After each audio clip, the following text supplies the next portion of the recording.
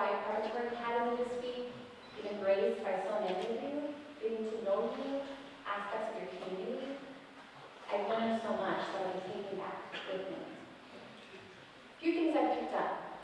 Talking to your coaches, the athletic directors, I've seen how they balance both the masculine and feminine in building your capacity as athletes. How do they do this? Well, they build up the rigorous physical strength, often associated with the masculine, for you to be a performer on the field or the track. Then they build up your internal, your moral, your physical strengths, often associated with the feminine. I've seen that in your sports. Then I've seen from the freshmen, I've gotten the chance to hear from so many of you, how you can debate and hold such opposing and different views together respectfully, which is such a beautiful and often challenging thing in 2017. And to see the service of the maintenance and the facilities and the hospitality crew who create this setting for all of us where we get to focus on education, or socializing, or caring. We don't have to worry about the meal being on the table.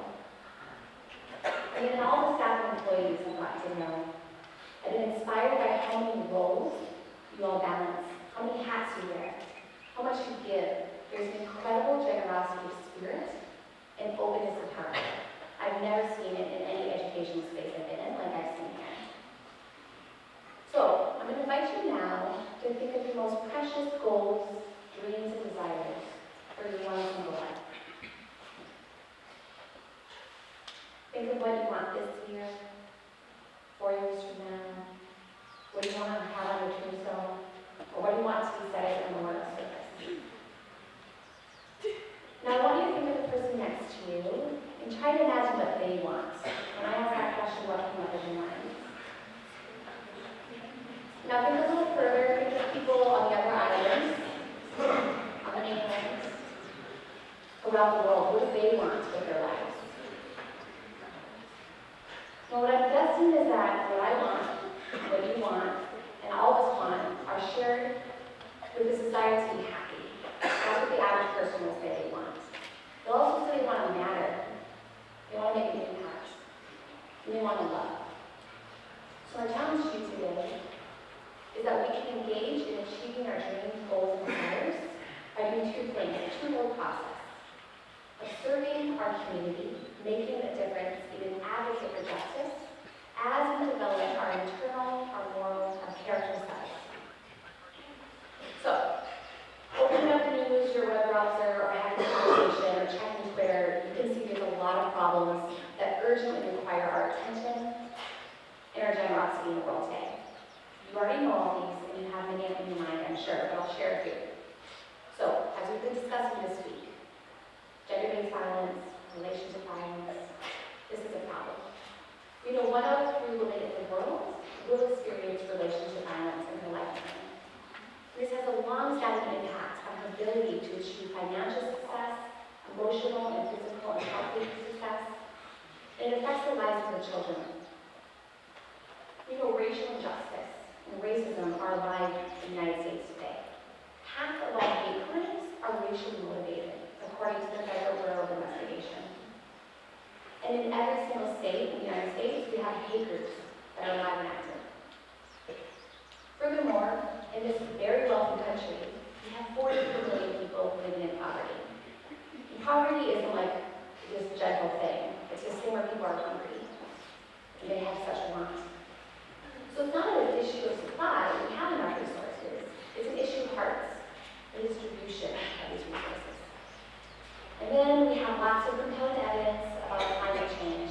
We have glaciers receding, we have rising sea temperatures, air temperatures, and something you might be studying here, the oceans are becoming more acidic. Woo! That's enough to make anybody want to call up their cars and escape, whether your escape is Netflix, or betting charities, or working out a ton, or social media. My escape can be cat videos, or watching dance videos on YouTube. But, as we know, that doesn't really do the trick. It doesn't really get that anxiety, and doesn't make that impact. One of the freshmen shared this week, when you face problems, you need to know and recognize that you're strong. And she said, the problem may be strong, but you need to know that you are stronger, and collectively are stronger. So I'm sure you have issues close to your heart I didn't name. I'm sure there are issues that make your blood boil. But I also bet there are solutions that make your heart sing. The thing is, everyone in this room has experienced pain, suffering, loss, injustice of some kind. The beautiful thing about that is that it awakens our sense of the suffering and pain in others. It awakens our sense of justice. Maybe we start out angry, and that's hard, but then we evolve and we build solutions. So my challenge, as I said, is for you to not wait to make that difference. There's a lot of pressure that we have it all figured out before we make that impact. So I invite you to think of this as a twofold process. That as you serve, as you contribute, as you become an advocate of justice in your own unique ways, you will develop your internal capacity, your gifts, your skills, and your talents. So a couple comments from my own experience that I hope will serve you today, maybe 5 years from now. Maybe you'll only take one thing away, and I hope it's useful to you. So number one, you are the boss, the commander-in-chief, the executive director, the head coach, the prima donna of your own moral, philosophical, spiritual, and character development. No one else can do that work for you, and no one else can.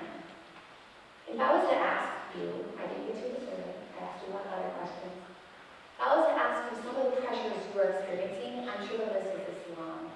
The fact is, kids in your situation are experiencing more pressures than ever before. You gotta get the good grades, you have to get into every single college, you have to build your image and reputation, and you have to look really great on social media doing it. It's a lot of pressure. And those pressures won't always motivate you to excel and to build the internal strengths and capacities that you need. So I'm telling you to take control of that, because these outside forces will push you in the other direction. Two, there's the myth that we can be rewarded, or people will like us for being like a good person, or being an advocate for justice.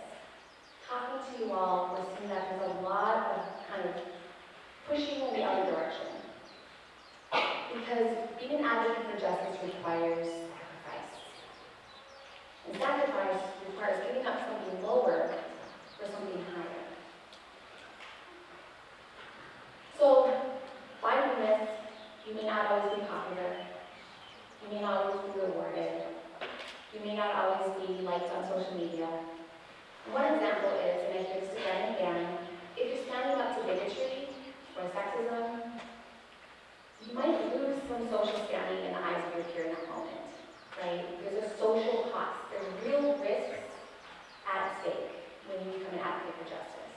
Because you only have so much time, right? Time is your investment, especially when you're young. So how you invest in yourself now will absolutely pay out in the reward dividends later.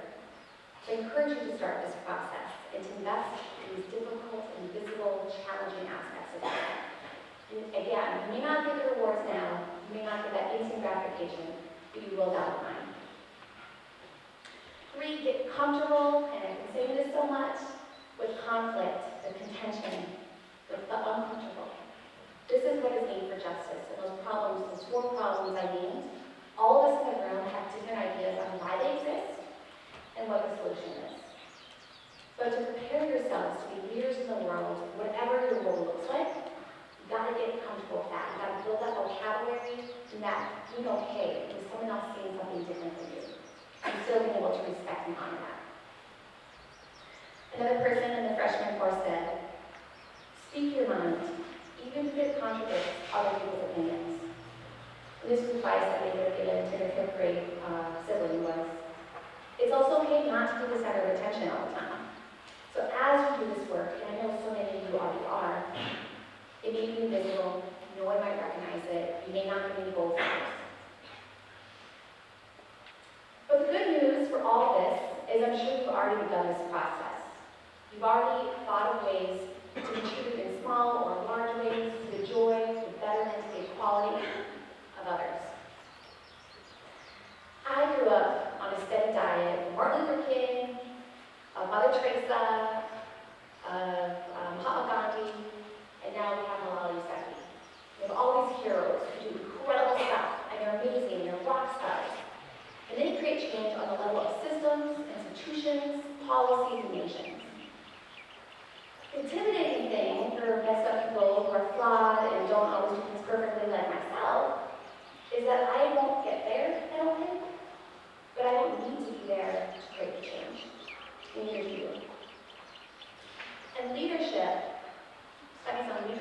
shows that it's an iterative process. We make a small risk, we put ourselves out there, we do something, and it slowly builds capacity and your confidence to get better. So you don't go from being like me to Gandhi, right, in one night. I have to slowly work, and I'm not ever going to get better, but I'm going to get a little better. And LeBron James, my husband's not here, but I was talking to him on the phone. He's super into basketball, he loves basketball metaphors. I'm learning. LeBron James, at one point, had never held a basketball in his hands. He didn't even know the rules of the game. Someone had to teach him. And then he slowly had to learn the rules in himself until he became ingrained in his body. And he doesn't even have to think about where he's moving. So you can't wait until after high school or until you figured everything else out to learn to play basketball to become LeBron James, right? If your goal was tied to being somebody who makes an impact, is that impact now? Is it impact later? Is it more about money? So I encourage you to begin that process. Another good news about this. It doesn't have to be stressful or lacking joy or a burden. Creating change and giving has been scientifically proven to bring you happiness. Some of you might be familiar with this study. You know the good feelings you get when you have chocolate? Or if you cuddle somebody or have intimacy? Brain research shows that when you give to others, the same parts of your brain are activated as when you eat chocolate or you have that connection. Giving makes us happy. Some of you are familiar with the Harvard Grant study I'm going to share with you. This is a $25 million study on human behavior, the longest in history. And it looked at 250 men. Do you remember the findings? They found that over the course of these men's lives, they studied their blood pressure, they studied their income, how many family members they had, their number of close relationships, and the findings found that across the board, when these men were near the end of their lives, what made them happy and healthy was not their income, their status, how famous they were, how many Instagram likes they had, but rather the number and quality of their personal and intimate relationships, how much they loved and how much they gave of themselves. So we see with these two pieces of research how serving others, standing up, and investing in our interior versus our exterior can bring us happiness and joy. Okay, cliches are problematic, and I try not to use them, but sometimes they're cliches because they work and they're real. This cliche, you be you, because everyone else is taken, is totally true for this point. The way that you will make an impact might look radically different from other people. You're all really unique, it's a real thing. And everything that you have, your passions, your talents, your strength, your interests, these can all map over a problem in the world. Whether it's a problem here, a problem in society, you don't have to conform into a box or drastically change to make that impact. Another piece of advice is address your hidden biases. We've been talking about these. So what are these biases? Research shows that our attitudes, our beliefs, at the level of the hidden, the unconscious, can contribute to types of oppression such as sexism, homophobia, racism. And they can get in the way of us seeing each other for who we really are and seeing ourselves for who we can be. And it can get in the way of you seeing the problems we need to address and addressing them effectively.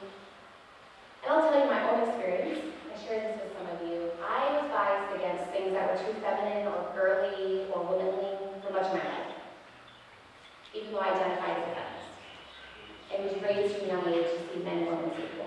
If you know me in high school, I looked quite similar. I wore makeup, I liked fun prom dresses, I was quite feminine externally. But as far as my strengths and capacities that I leaned on, I wanted to strengthen, and I cared about, it was mostly those strengths associated with what it means to be more masculine. My intelligence, my leadership, my ability to shut down my emotions. I was afraid that if I was too feminine or too genuinely, people wouldn't take me seriously. That I wouldn't have power, I wouldn't be able to contribute. And I use those biases when I value others around me. So my friends who went on to college to study elementary education, I was like, why are you doing that? You could be a scientist, or you could be a lawyer, and people would value you more. And even my boyfriends, when I had broken up with them, would give me the ice cream. Because I was just so put together. And it wasn't until my early 20s that I realized what I was missing out on. I was missing out on the power of love, of emotions, of the whole strength of feminine qualities. And so I think through slowly adapting these into myself, I become a better partner, a better coworker, and a better friend. And I haven't figured it all out.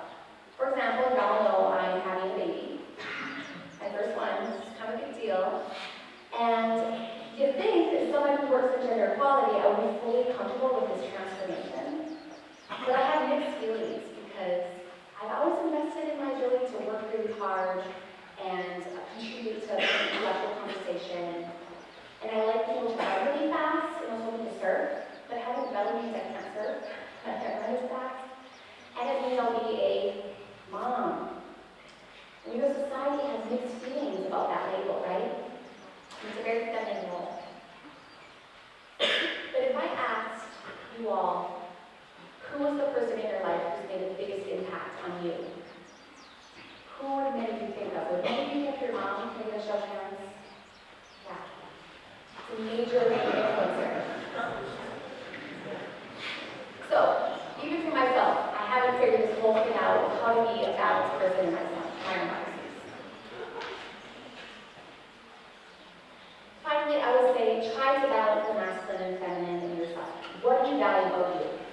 Is it your strength, your intelligence, your dominance, your ability to control a situation? That's awesome. Keep building up the masculine. Is it your loving qualities, your kindness, your gentleness of spirit, your listening, your patience, those more feminine aspects? I challenge you to value those in yourself as well, whatever your gender identity may be. And then I challenge you to value in the world those who serve and contribute, whether in more hidden, feminine ways or more visible and masculine ways, equally. And my final piece of advice, thinking of what you want to do to make that difference, thinking of the sacrifices you'll have to make, thinking of the risks you might have to take to your reputation, your social standing, the instant gratification. Thinking of that work, you don't have to go it alone. You don't have to start your own nonprofit, or reinvent the wheel, or become famous, or get a lot of power. And you can find others who will help you. The awesome thing about 2017 is that you can go on the internet and find on YouTube or wherever people who are doing what you want to do. And you can learn from them and partner with them. The other incredible thing at HPA is looking around the staff and the faculty, the admin, who work so hard for you. They're here for you. I've gotten to know some of these people and they're really great.